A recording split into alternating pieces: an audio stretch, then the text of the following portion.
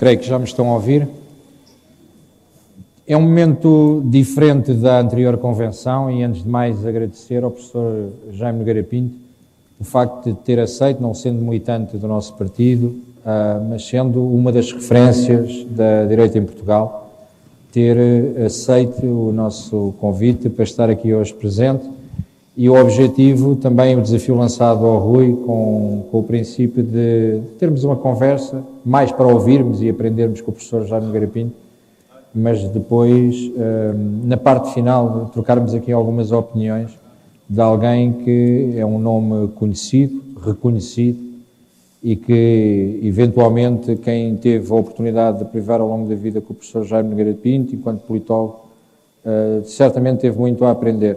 Se calhar de todos os que estamos presentes na sala, eventualmente o nosso deputado e vice-presidente do partido, Diogo Pacheco de Amorim, foi aquele que mais privou com o professor Jaime Nogueira Pinto e portanto, neste sentido, creio que vamos aproveitar para ter aqui uma, eu vou-lhe chamar aquilo que considero que é uma aula sobre direita e sobre como a direita se deve portar às direitas, que tanta falta nos faz. Professor, muito obrigado por ter aceito o nosso convite e por estar aqui hoje presente nesta Convenção de Autarcas do Chega, a segunda, que é tão importante para nós também ter referências como o professor Jaime Nogueira Pinto a poder falar para todos os nossos autarcas.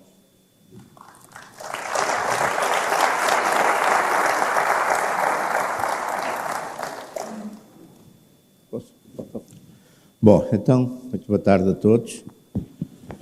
E estou aqui com muito gosto, aliás, se não fosse com muito gosto, não estava, não é? Portanto, a primeira questão que se levanta nestes conceitos de direita e de esquerda é se eles ainda valem a pena. Há muita gente que discute, contrário, e com alguma razão, por causa de um tema que já vamos mais adiante falar, que é a questão dos conteúdos destes conceitos. Mas eu acho que vale a pena porque é uma linguagem que está de tal maneira estabelecida que também já é um clichê dizer que não define e que é preciso.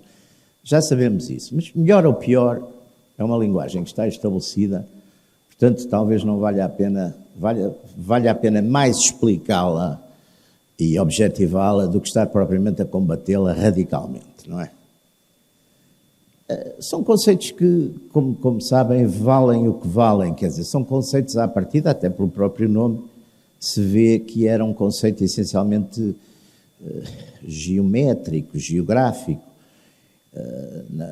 nas constituintes da Revolução Francesa, a Revolução Francesa, os conservadores, digamos, ficavam para a direita do presidente e os mais progressistas ou mais radicais ficaram para a esquerda. E foi um bocadinho daí, também no Parlamento Britânico também tinha já havido uma coisa desse tipo.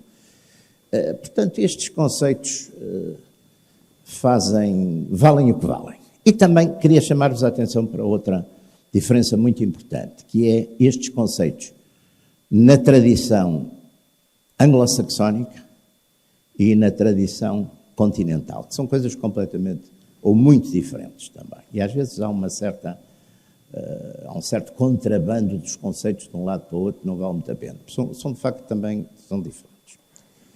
Mas se quisermos passar e, de certo modo, transcender esta versão, digamos, mais geográfica ou mais geométrica, para questões mais de fundo, mais políticas e filosóficas, há um conceito que é de um pensador muito interessante do século XX, que, enfim, por estar ligado ao que esteve ligado, foi um bocadinho amaldiçoado ou marginalizado, que é Carl Schmitt. Embora hoje Carl Schmitt também tenha uma grande saída na esquerda radical. Mas o Carl Schmitt diz que temos que ir às origens para esta diferença entre a esquerda e a direita. Ele diz que as concepções políticas, a grande base de toda a concepção política é o conceito que nós temos do homem, ou seja, da natureza humana. E o Schmitt dizia, para quem adota um conceito pessimista sobre a natureza humana, ou seja, a ideia, ou aquela ideia radical de Maquiavel, que o homem é mau por natureza, ele usa a expressão cativo, mau, não é? Por natureza. será de direita, ou melhor, virá uma filosofia de direita, e percebe-se porquê. Porque a ideia do homem entrega a si próprio, aos seus instintos, é um desastre. E para aqueles, como Rousseau, que considerem o homem naturalmente bom e estragado pelas instituições, ou seja, pelo Estado, pela autoridade, pela propriedade, aí esses serão de esquerda. Eu tenho uma certa razão. Embora haja graus muito diversos disto, por exemplo, com certeza o pensamento cristão, à partida, é um pensamento, por um lado, é um pensamento pessimista, não é? A questão do pecado original, a questão do homem. Por outro lado, se formos, por exemplo, a um texto evangélico como o Sermão da Montanha, de certo modo é uma base quase de todas as utopias, porque no fundo é uma... Ou seja, há também nestes conceitos uma certa ambiguidade que é bom nós termos presente quando os aplicamos, não é? Há sempre um certo risco nestas coisas. Mas não há dúvida que o pensamento de esquerda, assentando nisso, não é? E indo, por exemplo, ao caso de Marx, Marx considera, vai mais para uma questão que é a questão da propriedade, não é? A ideia de Marx é que a propriedade, aqueles que tinham que a propriedade é que comanda. A economia, segundo Marx, a economia comanda a política. Ou seja, é um ponto que também eu acho que é importante, porque às vezes há umas confusões grandes, até porque alguns nos Estados marxistas instituídos, ou pelo menos instituídos em nome do marxismo, foi a política que comandou claramente a economia. Quer dizer, aliás, temos um caso neste momento que é muito interessante, que é a China. Na China, de facto, embora a China tenha milionários e até bilionários, como o presidente Xi Jinping tem mostrado, não podem sair da linha, não é? Quando saem da linha, corre mal, não é? Aquele rapaz, o Jack Ma, que se atreveu, coitado, atreveu-se a criticar os reguladores, nem foi nenhum político, foi os reguladores. Desapareceu e quando reapareceu assim numa condição mais ou menos miserável, a falar numa coisa remota da China, para uns professores primários, quer dizer, portanto, está esclarecido. Mas, de qualquer maneira, a ideia essencial, à partida, eu num livro que escrevi sobre estas matérias, a direita e as direitas, é uma das questões, do ponto de vista de partida filosófica, digamos. A direita acha que mesmo as liberdades, os direitos, tudo isso, está enquadrado em instituições. Está na família, está na nação, que é um conceito, já lá vamos também, mas é um conceito também que tem depois alguma ambiguidade, mas está nesses valores, quer dizer, o homem vale nos valores, o homem por si não é propriamente um grande valor, digamos assim, exatamente por causa dessa mal da natureza humana. Mas, curiosamente, por exemplo, há conceitos, e gostaria de chamar a atenção, por exemplo, para o conceito de nacionalismo. O conceito de nacionalismo e a nação, à partida, foi um conceito que nasceu com a esquerda, nasceu com a Revolução Francesa. La nation, quer dizer, a ideia, em 1848, a Primavera das Nações é a revolta de todas aquelas nações, aliás, a maioria delas, exatamente ali naquela zona do leste, dos polacos, mas também se dá essa revolta nos dependentes do Império Austro-Húngaro, essa revolta das nações, portanto, o nacionalismo e a nação, até um certo momento, é um valor, digamos, de esquerda. Quando é que se dá essa mudança? É muito interessante, porque como quase todas as mudanças ideológicas, dá-se a partir de uma situação histórica concreta, em que, de certo modo, o conceito funcionou ao contrário. Ou seja, na Guerra Franco-Prussiana de 1870-71, a seguir à guerra e à derrota francesa, uma série de intelectuais de direita francesa, entre eles o Maurice Barrès, chegaram à conclusão que a vitória da Alemanha vinha de que as instituições alemãs, instituições mais autoritárias, mais militarizadas, etc., eram instituições mais fortes e, portanto, favoreciam mais a nação do que o individualismo francês, uma certa fragmentação do poder.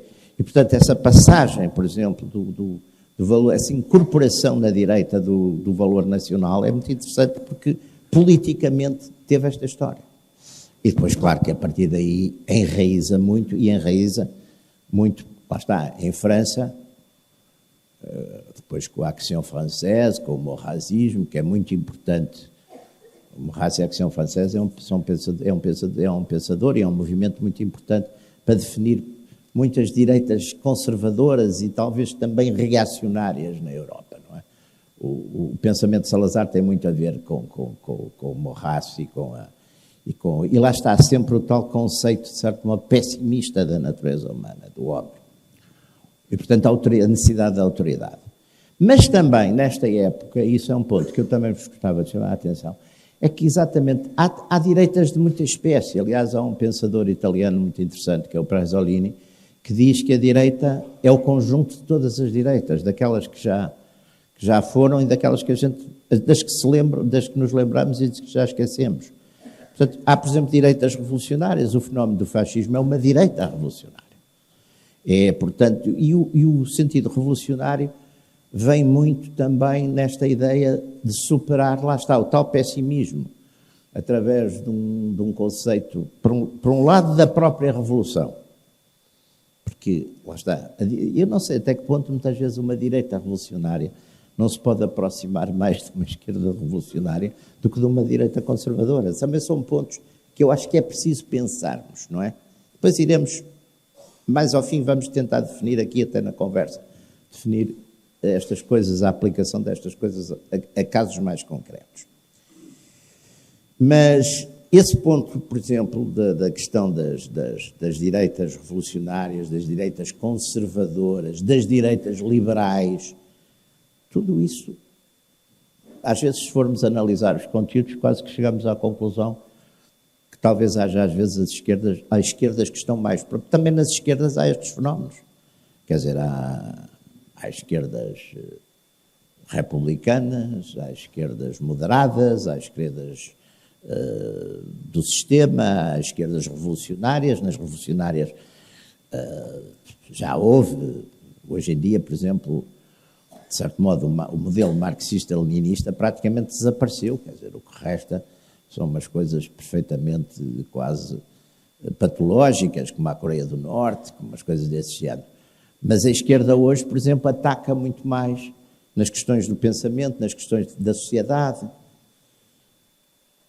a antinação, a destruição da família através de todas estas coisas, da ideologia de género, dos novos direitos humanos LGBTs, as condenações de países como a Polónia e a Hungria por serem iliberais. Agora vamos ver, como agora são eles que estão na linha da frente, estou convencido que vão descansar um bocadinho, mas não vai demorar muito que os voltem a amassar. Não é? Hoje, portanto, o que é que será destas coisas todas, das esquerdas e das direitas, o que é que hoje, onde é que a gente hoje pode ir buscar estes valores? Eu acho que o essencial das direitas hoje, e olhando para a própria geografia das direitas nos Estados Unidos, no Brasil, na Europa Ocidental e na Europa de Leste, olhando para tudo isso, o que é que a gente vê, o que é que caracteriza mais? Eu acho que é a questão do globalismo ou do antiglobalismo. Porque há duas coisas aqui que nos querem, às vezes, impingir como sinónimos, que é a questão da globalização.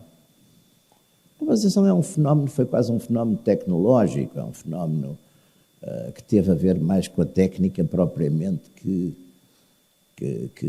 com grandes ideias políticas. Quer dizer, a globalização da economia é evidente que se tornou mais fácil a partir do momento que houve que as comunicações, houve a revolução informática nas comunicações e que houve a revolução nos transportes dos contentores. Quer dizer, tudo isso facilitou imenso.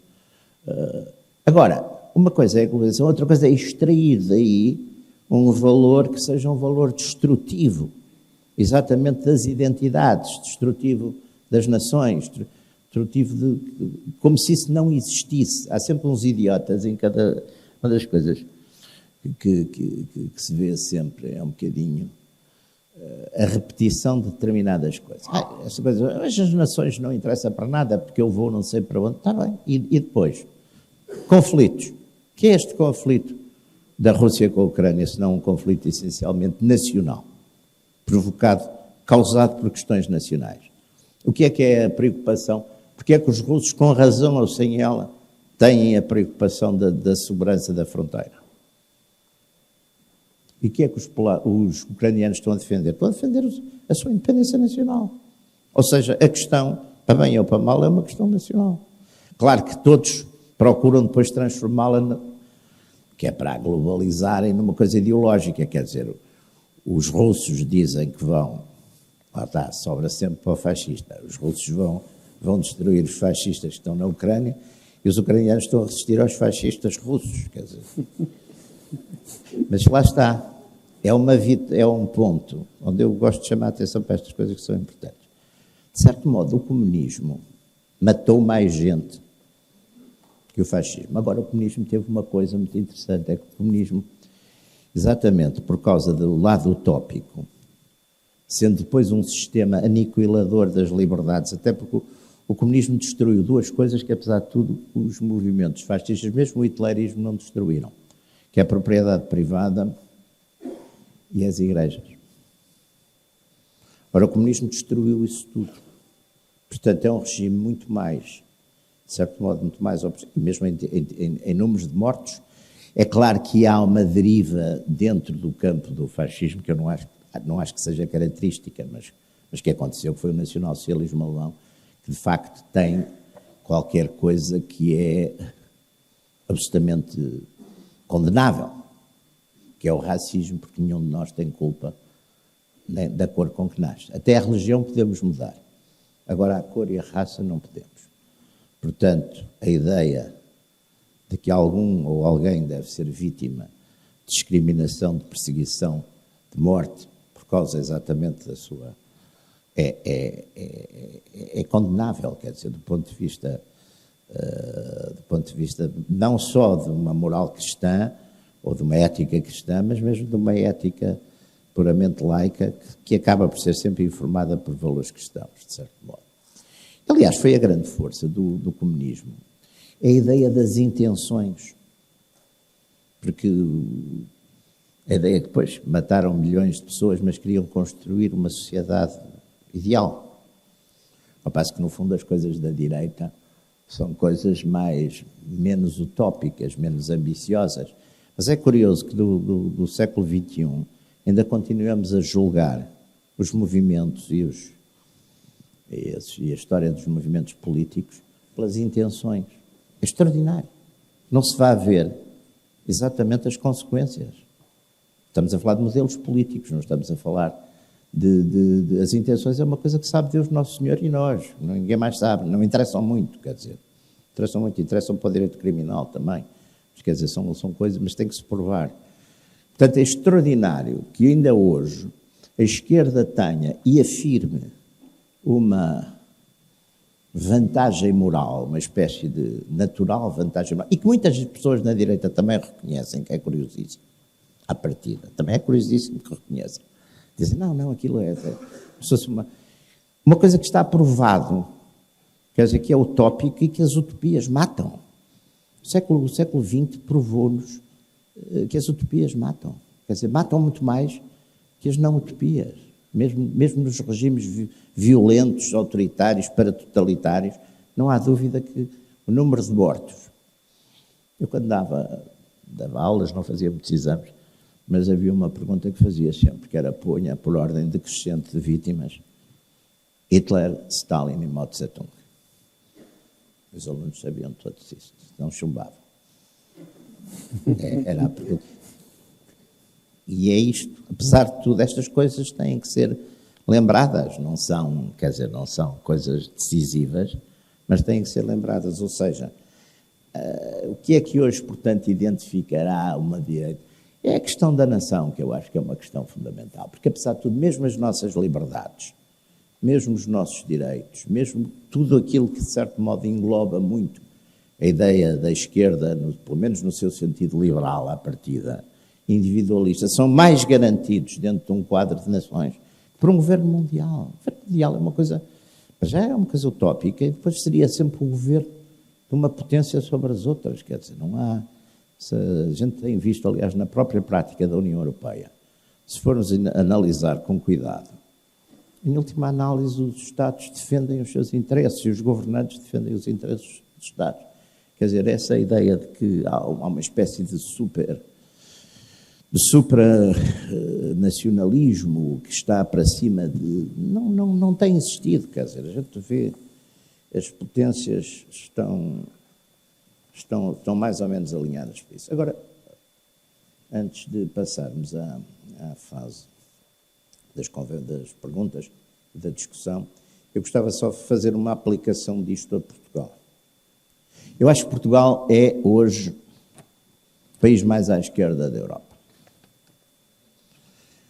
Porque, em termos de ideias, sobretudo, porque é um país governado por um centrão que tem 70% dos votos, e praticamente nunca saiu do poder. E que, de uma maneira geral, salvo raras exceções, e que não eram propriamente grandes proclamações à direita, mas eram, pelo menos, uma certa política de não-esquerda, mas salvo raras exceções, as ideias da esquerda dominaram. O que, aliás, reparem uma coisa, eu não acho que isso seja estranho, porque também, de certo modo, não vamos ser maniqueístas ou maniqueus. O Estado Novo, melhor ou pior, foi um regime de direita autoritário, também governou quase 50 anos. Eles agora estão quase a passar, deve estar agora a passar, a chegarem também aos 48, aos tais 48 anos. Estado Novo, que não foi Estado Novo, primeiro é o período da ditadura militar e depois, a partir de 33, é o Estado Novo. Mas, se a gente for identificar como uma continuidade, de facto, agora, as ideias de esquerda governaram, digamos, este regime. Porque muitas vezes as lideranças da direita não perceberam que estes valores de direita, os tais valores, sei lá, trilogia salazarista, Deus, Pátria e Família, uma coisa equivalente a isso, não sei se é melhor ou pior, mas também se podem impor, discutir, afirmar em democracia. Mas houve sempre uma grande cobardia ideológica de muitos líderes das tais direitas, entre aspas, civilizadas, que sempre quiseram, no fundo, enquadrar tudo na história sempre do antifascismo segundo a esquerda, não é? Portanto, meterem-se sempre dentro desses quadros e que nunca tiveram, digamos, coragem de romper com isso. Ora bem, eu nesse sentido é que acho que o Chega trouxe uma novidade e trouxe um reequilíbrio, ou pelo menos um esforço para o reequilíbrio do leque político-partidário em Portugal. E não sendo só por isso, é essencialmente também por isso que eu estou hoje aqui. Muito obrigado.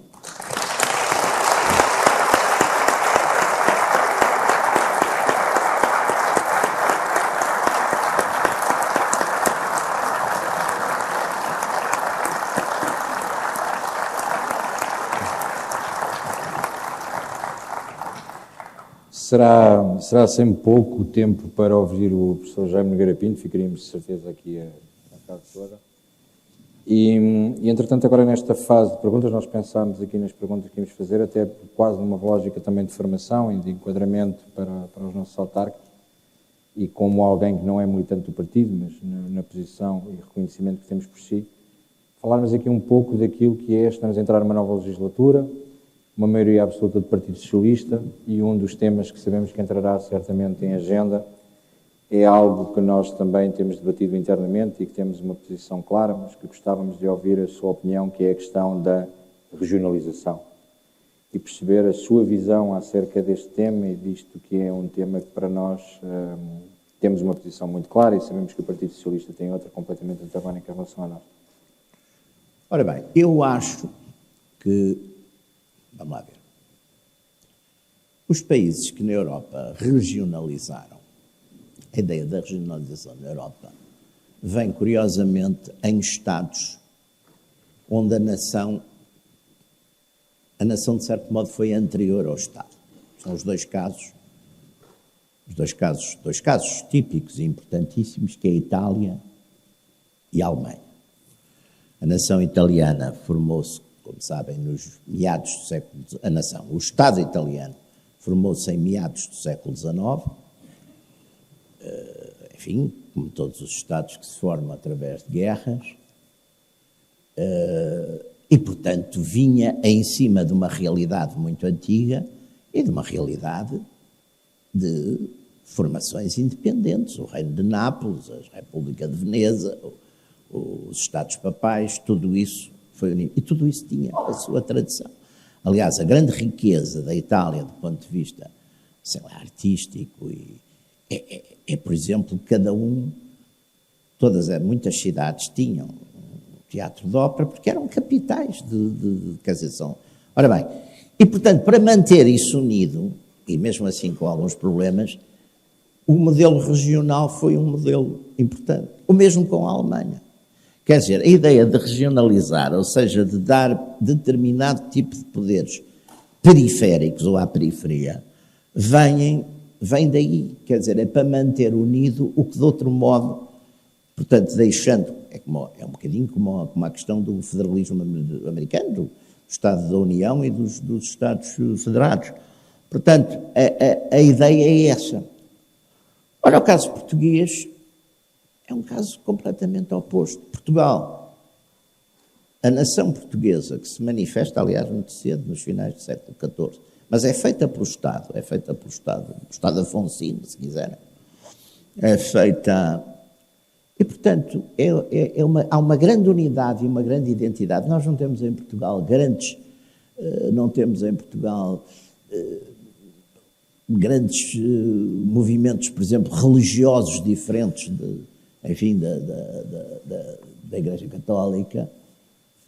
Não temos em Portugal grupos étnicos com que haja conflitos.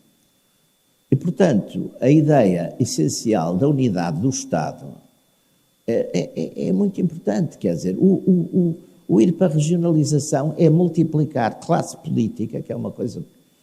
Havia um amigo meu que dizia que era a luta de classes aplicada pela classe política. A classe política, acreditando na luta de classes, achava que no fim ia haver uma luta entre os políticos, a classe política e o resto dos cidadãos. Portanto, a regionalização também era uma forma de multiplicar a classe política, para a reforçar. Mas, claro, isto é uma graça, mas faz algum sentido, quer dizer, por um lado é isso, mas também é perigoso. Também é perigoso, porque é criar, de facto, um problema onde ele não existe, quer dizer. Portanto, não sou um especialista nestas matérias, mas sou contra. Isso às vezes é muito melhor a gente saber se é contra ou a favor de ser um especialista, não é?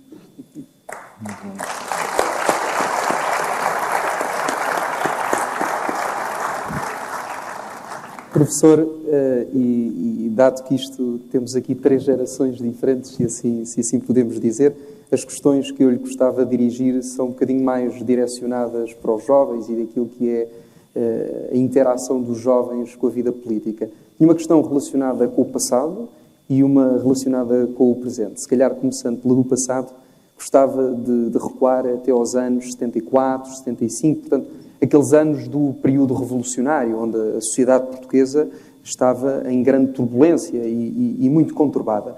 E dado que o professor já tinha uma vida política ativa e uma consciência cívica na altura, gostava que se nos pudesse explicar um pouco como é que era a visão e as grandes diferenças entre as juventudes partidárias que então se formavam. Se eram clivagens, acima de tudo, ideológicas, ou se eram clivagens e diferenças também, como nós temos a nível social.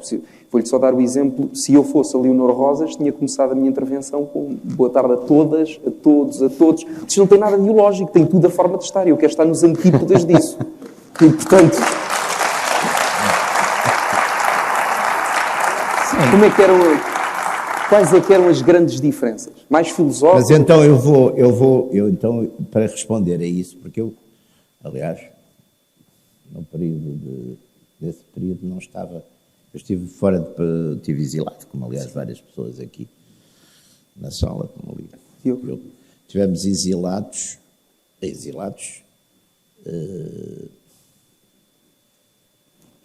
durante, eu estive entre 74 e 78.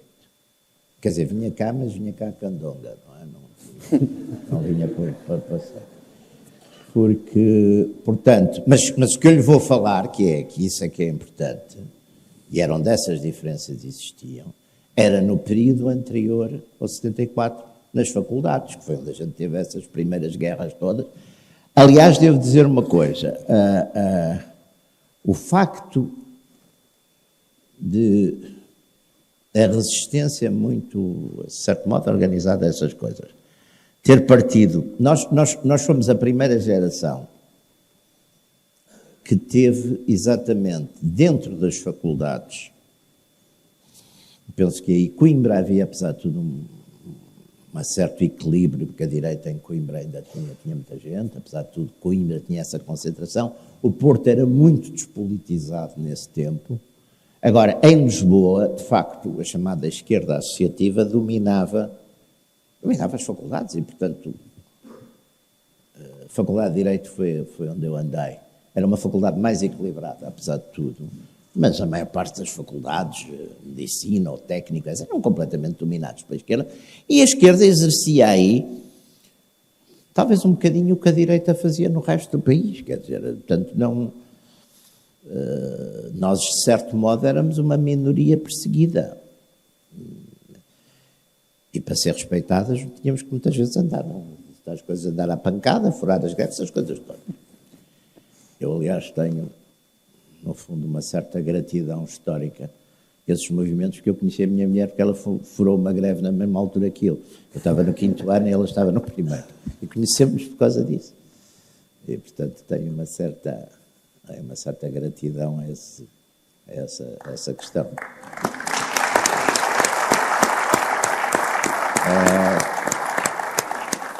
Mas voltando, portanto, o que é que nos opunha? Agora, havia uma coisa que era muito importante, sabem o que é? Eu acho que quer nós, quer eles, acreditávamos que íamos fazer uma grande revolução e que o mundo seria muito melhor depois disso. Eu isso faço justiça aos nossos inimigos, não vou estar agora a desadversar. Essa treta também, se é adversário, se é inimigo. Isso também é uma forma de correção política. Quando estão a falar, dizem, ali é o meu inimigo, não, o meu adversário. Fazem questão de dizer sempre essas coisas. Isso não vale a pena. Mas faço essa justiça. De um modo geral, nós, nesse tempo, acreditávamos, quer dizer, nós, na direita, eu venho para a direita, não tinha nenhuma simpatias especiais por regimes autoritários, mas eu venho para a direita por uma questão nacional, porque tínhamos a guerra da África e, no fundo, achávamos que devíamos defender e que não era, como aliás as democracias de guerra na Segunda Guerra Mundial, a Inglaterra, os Estados Unidos, internaram as pessoas que eles consideraram que poderiam ser suspeitas. Os Estados Unidos meteram os pobres os americanos de origem japonesa, foi tudo para campos de concentração. Ninguém lhes esteve a perguntar se sentiam mais americanos. Peço desculpa. Ninguém lhes esteve a perguntar se sentiam americanos ou se sentiam japoneses. E agora, claro, como é costume, fizeram umas grandes desculpas e tudo isso, mas os desgraçados foram mesmo. Ninguém lhes foi perguntar o que é que pensavam, o que é que sentiam. Na Inglaterra, o pessoal também do partido do Mosley também foram internados. Quer dizer, portanto, ninguém, digamos, não havia uma simpatia especial, mas aquilo que nos mobilizou, de certo modo, era um sentido, e não era uma coisa racista, não era uma coisa, não tinha nada a ver com isso, era a ideia de um país grande, unido, tudo isso. É claro que isso passou, acabou, mas eu, por exemplo, e penso todos nós, sempre tivemos muito respeito, e não é só, pelas pessoas que do lado de lá fossem os nossos inimigos, as faculdades fossem respeitávamos as pessoas que estavam ali por princípios e corriam riscos, fossem os guerrilheiros, fosse quem fosse. Eu acho que esse respeito pelo inimigo ideológico é uma coisa também muito importante. Esta coisa das linhas vermelhas e dessa coisa toda é uma coisa fofa, é uma coisa idiótica, é uma coisa... É gente que nunca esteve na...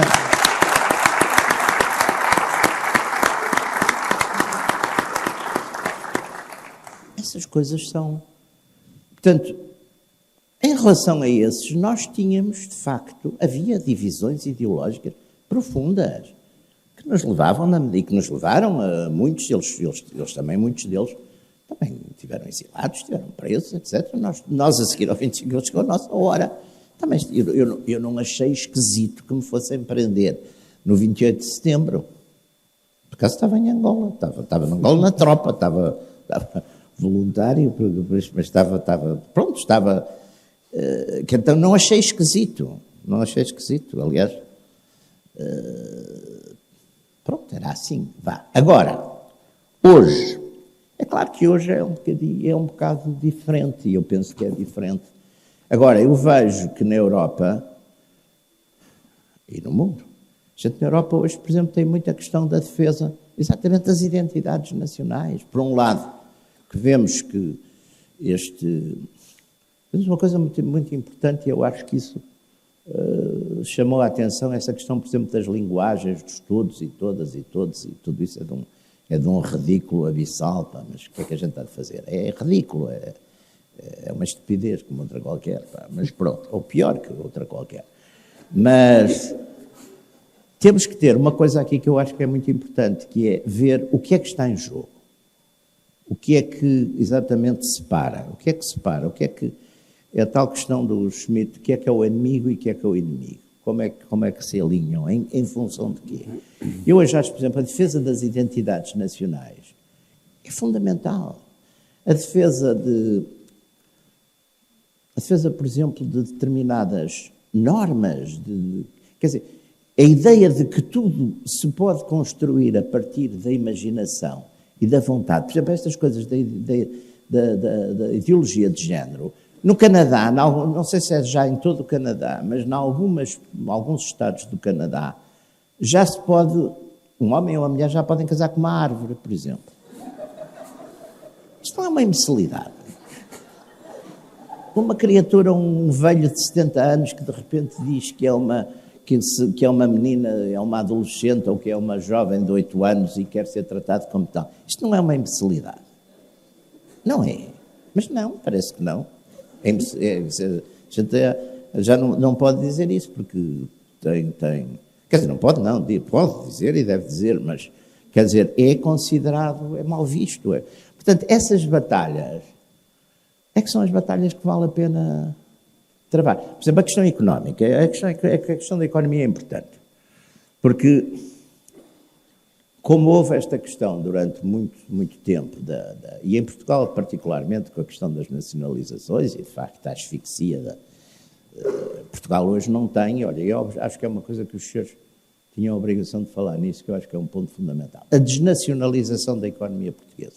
Não há hoje, se repararem, não há um grupo industrial, um banco, a Caixa que é pública, não é? Mas tirando isso, não há um grupo industrial, não há um banco, não há uma coisa de significada que seja da economia portuguesa, que seja, do ponto de vista acionista, que esteja nas mãos de portugueses. Isso é uma coisa tremenda.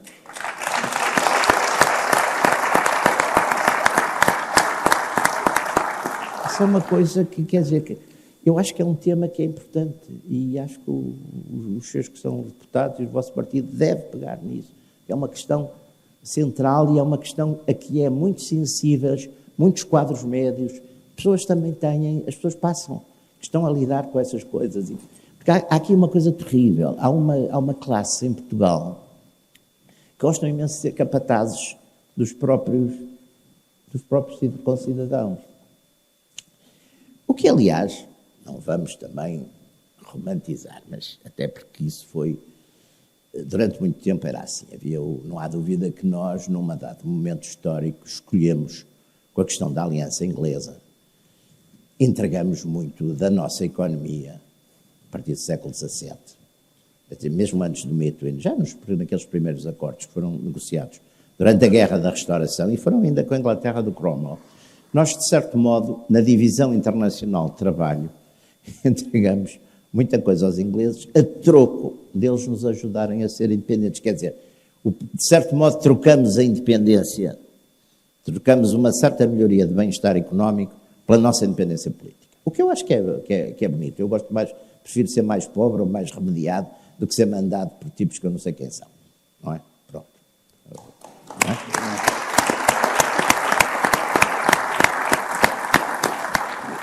Agora, dentro disso,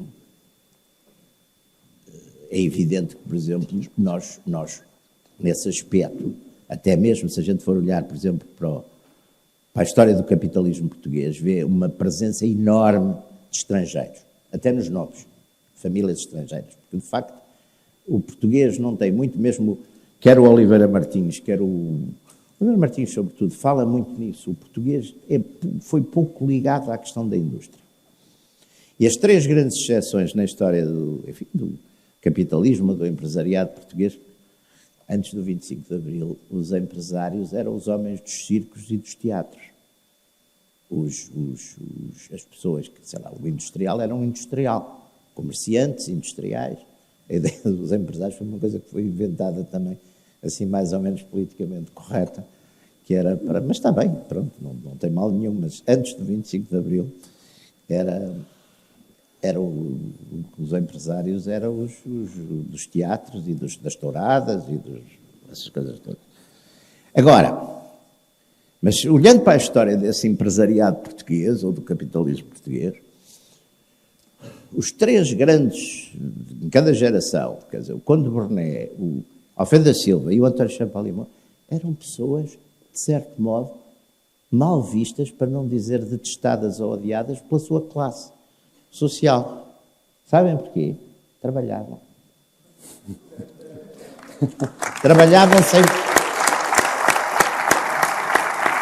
Trabalhavam sem precisar. Portanto, era um insulto para muita gente. Essas coisas também é preciso dizer, por exemplo, mas, portanto, voltando a isso, houve muito esta ideia de que a economia e, portanto, a questão da liberdade do mercado, que resolvia tudo. Não resolve tudo. Não resolve tudo. Quer dizer, nós vemos hoje, porque é que há esta enorme reação. Hoje a maior parte do operariado que resta na Europa vota nos partidos de direita nacional, não é? Votam. Na França, por exemplo, o fenómeno, a gente às vezes esquece dessas coisas. O Partido Comunista tinha nos anos 50 e ainda nos princípios dos anos 60, tinha 25% ou 30% do eleitorado. Para onde é que esse eleitorado foi? Passou ali a partir de 2000, passou diretamente para o Fundo Nacional. Porquê? Porque a tal liberdade económica a partir do fim da Guerra Fria, liberdade absoluta, total, etc., levou, e quer dizer, eu não acho isso censurável nem condenável, porque a política é que tem que ter barreiras, para isso é que a política existe, não é? A política é que deve pôr barreiras e regular as coisas. É evidente que um senhor que faz calçado ou faz sapatos em Guimarães, se um dia o consultor dele lhe dizer que se ele for fazer os sapatos para o Vietnã do Norte, paga, em vez de custar um operário por mês 1.200 ou 1.500 euros com as taxas, custa-lhe 100 e não tem greves e trabalham 70 horas, pronto, ele vai, ele pode ir. Mas quer dizer, essa total desregulação, que lá está, fez algum sentido, como reação, e foi nos Estados Unidos e na Inglaterra, nos anos 80, com o Reagan e com a Thatcher, fez algum sentido em função do que lá estava. Mas quer dizer, não é isso que caracteriza, nem é isso que pode ser o denominador principal de um pensamento e de valores da direita. Hoje não pode, não é isso. De maneira nenhuma é isso. Não é porque como vemos, e já não é na Europa isso que faz, já não tem nada a ver. Quer dizer, nós hoje temos uma mudança profunda nesses conceitos. Claro que em Portugal ficou muito a questão da liberdade económica, porque ela de facto tem sido restringida por várias maneiras, sobretudo carga fiscal, por exemplo, que é uma coisa extraordinária. Ainda agora com esta questão dos combustíveis, eu não percebo muito disso, mas já ainda estava a ver, quer dizer, não há justificação, porque a maior parte dos custos do combustível são coisas que não se alteram com o preço. O preço propriamente do produto deve ir de 20% a 25% de influência no preço final. O resto é impostos e é coisas que já estão estabelecidas, é custos que já estão estabelecidos, não são custos fixos. Portanto, não há razão de fazer esta proporcionalidade que se quer fazer.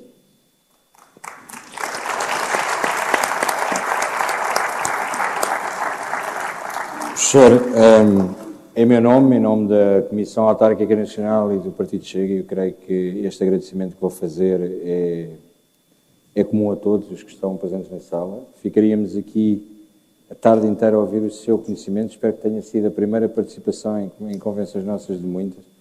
Eu quase que me arrisco a dizer que não iríamos nacionalizá-lo, mas iríamos chegalizá-lo ou coisa do género e de o converter. Meus caros, eu creio que um dia, mais que não seja por este momento, valeu a todos a pena estarmos em Lisboa e estarmos aqui.